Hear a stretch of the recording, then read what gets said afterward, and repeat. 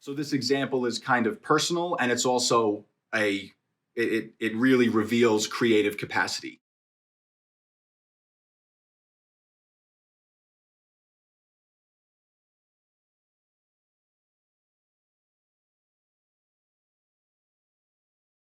My name's Joseph Santarpia. Thank you for being here with me. One of the goals of my talk tonight is to unpack the deeper meaning of my work beyond what might seem like just pretty organic abstractions. So there are some new audience members here, and to you, I'm very excited to introduce my work to you. And those of you in the virtual audience that are familiar with my work, I'm looking forward to making things a little more clear for you, or maybe having my work ask some interesting questions. That's one of the roles of art, is to ask questions. And the first question or idea I want to unpack with you is the show title. And that's because the title of the show unlocks a lot of the meaning in my work and kind of reveals what I'm interested in. For me, this phrase, creative capacity, simply means the ability that material has to produce. And material, that word, for example, in this show at One River, all of the art materials are similar. It's alcohol-based ink on plastic paper or a plastic surface. So it's Yupo paper, which is a brand name paper, and then also PVC panel, which is like a ceiling tile that I've come to know works pretty well with alcohol ink. What I'm doing in this work is I'm setting up relationships between the art materials. So on this plastic surface, the ink can kind of slide around, and what you see is the result of the material interacting. It's the result of the material's creative capacity. And I'd argue that they're more than just a pretty drip painting. And I'd like to explain how and why I think that. The main point being, and what I'll focus a lot of my time on, is that the processes in my artwork mimic the processes that are occurring in real life. So I'll talk about some real life examples that my artwork mimics or mirrors. And the first one being where I have more of a personal stake in the work, where I'm a little bit more committed. And that has to do with bodily processes.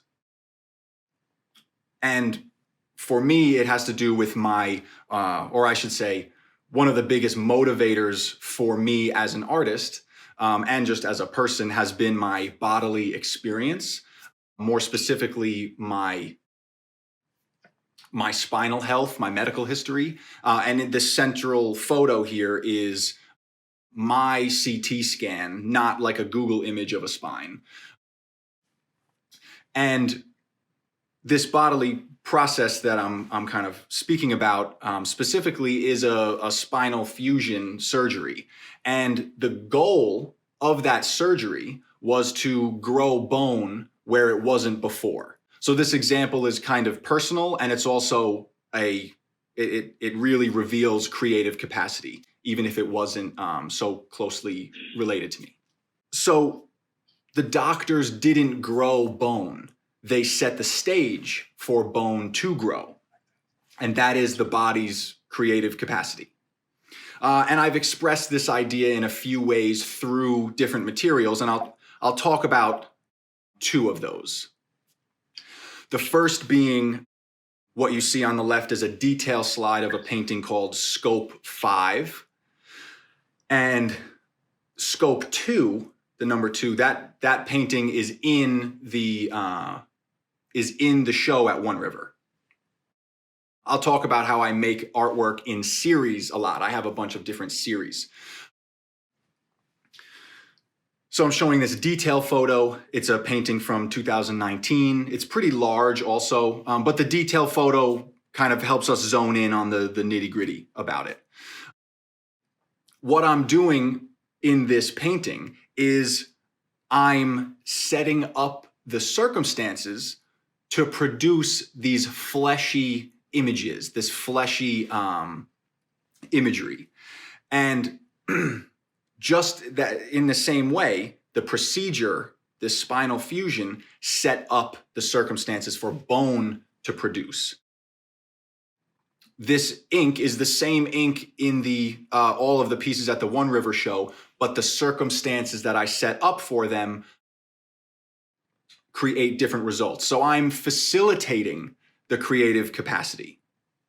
And the next example of bodily processes that I'll talk about is how I express these ideas through a different material, which is cyanotype. So there's no cyanotypes in the show at One River, and that's okay. Cyanotype is something I've worked on more recently. It is a photographic material. It's a old school photographic sort of printmaking material. And this detail photo is of the first of a series called the Bound series. And I started this at the end of 2020, and I'm still working on it up until like last week. It's still fresh. So how is the cyanotype revealing similar processes that are occurring in the body or occurring in relationship to the body? There's a couple of ways. So one, the cyanotype is literally a photographic material. So you have this medical scan on the left side of the screen, and both of them are photographs to some degree. Also, you have just similar imagery. The way they look is kind of related, and that's because the cyanotype produces high contrast images and bold shapes. That's kind of the nature of a cyanotype, which also mirrors medical scans. And then third, I would say that both processes are dealing with like material density and like the properties of the material that are being photographed. And then also how close and far the things that are being photographed are to the thing taking the picture. So in a cyanotype, there's no camera lens. There's no like button clicking. It's light sensitive fluid on paper. And then in this piece, in this series, I'm using tape and gauze and screws and bolts, and I'm laying them on the surface of the paper. And wherever light does hit the paper and doesn't hit the paper because it's blocked by whatever stuff you put on the surface, that's what creates a cyanotype. And then, of course, in a medical image, you have the body and the different materials in the body and their closeness or their readability from an X-ray or an MRI, right? Different types of image capturing. Okay, so that's the body example of these processes. For the next example, I want to zoom out in scale because my work is not only very fleshy and bodily, it's also very expansive. It's atmospheric. It has a planetary scale, like it's very large in that way. So what you see is on the top, that's a photo that I took of the Grand Canyon. And there's a fault line right down the middle, which is where like the plates of the earth are separating. It's like kind of very epic to a degree. And then on the bottom is a detail photo of one of the paintings that's in the show. It's called Range 4. And what this example does is it illustrates just how similar the processes that are taking place in my paintings are to the process of land formation. So I like to think of it in terms of fluid and sediment. So in the case of the painting, you have rubbing alcohol as the fluid and pigment as the sediment, as like the stuff. And then in land formation, you have water, these like big mass amounts of water flowing across the earth, and they're carrying and dropping off different sized stones and rocks and boulders and little grains of sand. The scale is very different between my painting and the example of the Grand Canyon, but the effects of gravity and evaporation are very much the same. So the rubbing alcohol, one of the characteristics of that material is that it evaporates really fast. It goes from liquid to gas really quickly. And that affects how the pigment hardens. And that's why over the years, I've learned how to manipulate the material to have these state changes benefit me as I try to express a certain image or an effect. And then, of course, there is the gravity pulling. So you have evaporation and gravity. Another way to think of this is that phrase that I just used, state change. It's going from one thing to another. So you have rubbing alcohol going from liquid to gas, and you have pigment going from liquid to solid. I was actually thinking of, I was in conversation with Megan when we were planning the show, titling it either creative capacity or state change, because both of those ideas are really so important in my work. So I think what I've spent the last few minutes on is unpacking the meaning in my work, kind of the why and what my work is. And now I'd like to take the rest of the time to do two things. I want to talk about two series of work, some of the work in the show. And then I'd like to get into a few of the exhibitions that I've put on, where I've expressed some of these ideas in different and exciting ways. I'll talk about range first and then the scope series. The reason I work in series is it's a very beneficial way for me to work. So it gives me a couple of rules to follow, like a general framework. Okay, I'm going to follow these certain guidelines while creating, and then I can just produce a bunch of work. It allows me to learn along the way more quickly, and I'm not as precious about each artwork that I make. I'm able to move through it with this overarching idea of what I'm after, rather than this one piece has to symbolize everything that I feel and care about, So that letting go of control is a really wonderful way for me to produce my work. So this name, range, it's a double meaning on purpose, and that is range like a range of motion. That's a common phrase in therapy, where what is the range of motion of your limbs, right? How far can they move? What's their capacity? And then, of course, you have a mountain range. So it's these two phrases kind of coming together, which straddle the things that I'm interested in. And the marks, the imagery is very map-like. It's kind of topographic. And then there's also elements of cartilage and skeleton. In this piece, range 2, which is in One River, you really get a sense of the landscape, the effect of landscape with that hot yellow on the top right. And then there are these very horizontal marks in the composition, which just really read as landscape. So you get these sense of space beyond just the topographic map marks. I mentioned before how when I work in a series, it helps me learn. And these two paintings that I've shown you, range 2 and 4, they were both made in 2018. And during that time, I was figuring out the ways that I can manipulate alcohol ink to do what I want. And in that, I arrived at the scope series. So first I was working on the range and getting comfortable with the material. And then I was like, okay, let me take another step. And now I am intentionally producing these bodily, fleshy compositions. You, of course, have a fleshy palette, right? The colors are more body. There's much more of that red.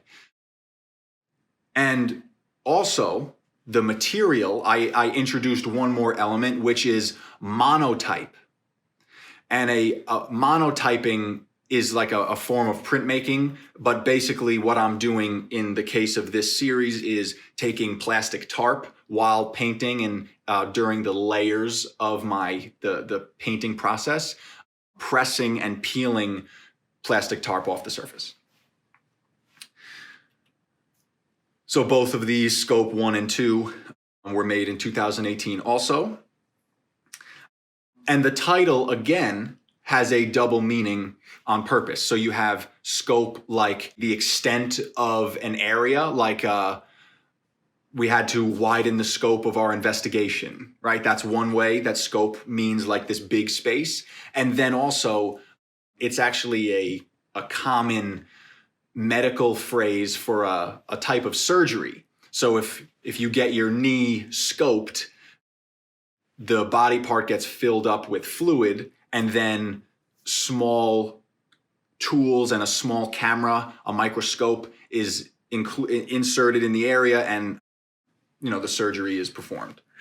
So the previous two paintings, they were oriented vertically, which reads kind of upright. You see it more as like a body when it's upright. But I have done some horizontal compositions in this series. And this is also from last year, Scope 9. It's a bit bigger. So you still have the fleshy imagery, but it invites in some more of that landscape and geology. Also from last year is Scope 10. Like I was just really moving through the series, and Scope 10 was the most grand piece that I've done in the Scope series.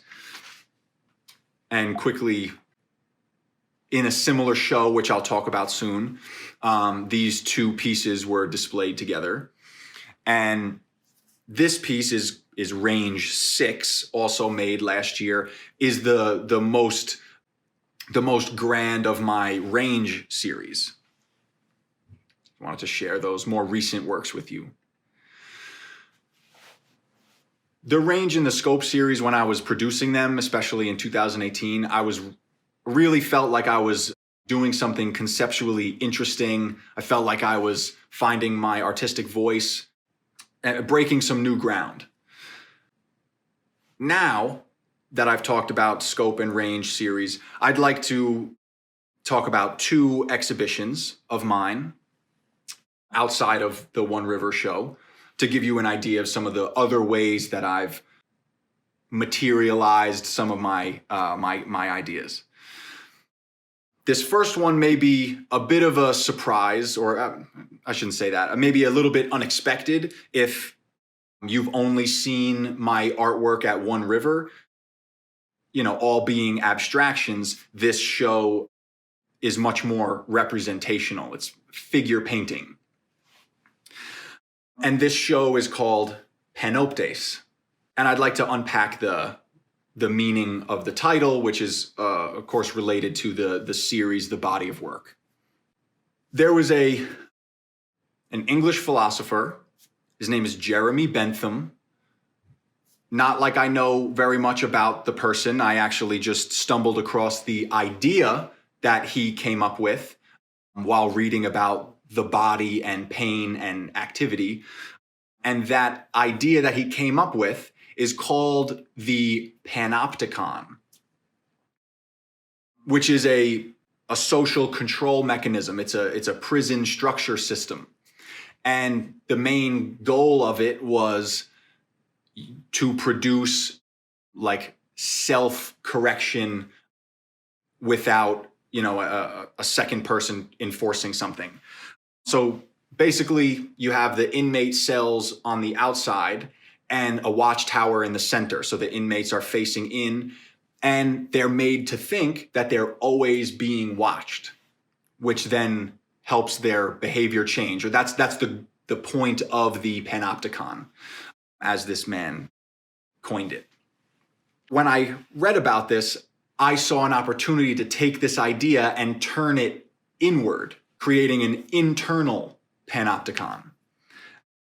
With the idea being, instead of like a watchtower, the idea is replacing the Watchman with pain. So the potential that I could experience pain or that it would reoccur created behavior change.